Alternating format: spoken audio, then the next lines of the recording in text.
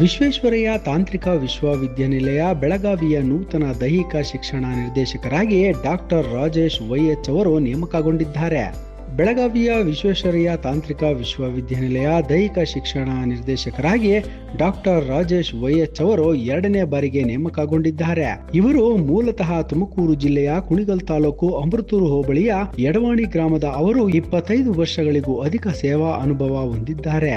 1998ರಲ್ಲಿ ರಾಷ್ಟ್ರೀಯ ಕಬಡ್ಡಿ ತಂಡವನ್ನ ಪ್ರತಿನಿಧಿಸಿದ್ದ ಅವರು ಹಲವು ರಾಜ್ಯ ಮತ್ತು ರಾಷ್ಟ್ರ ಮಟ್ಟದ ಕ್ರೀಡಾಕೂಟಗಳನ್ನ ಯಶಸ್ವಿಯಾಗಿ ಆಯೋಜಿಸಿದ್ದಾರೆ. ಕಬಡ್ಡಿ ಮತ್ತು ವಾಲಿಬಾಲ್ ಕ್ಷೇತ್ರದಲ್ಲಿ 2 ಭಾರತೀಯ ಪೆಂಡೆಂಟ್ಗಳನ್ನ ಪಡೆದಿರುವುದು ಅವರ ವಿಶೇಷ ಸಾಧನೆ. ಅವರ ನೇಮಕಕ್ಕೆ ವಿಧವಿಯ ಕುಲಪತಿಗಳು, ಬೋಧಕ ಹಾಗೂ ಬೋಧಕೇತರ ಸಿಬ್ಬಂದಿ ಅಭಿನಂದನೆ ಸಲ್ಲಿಸಿದ್ದಾರೆ.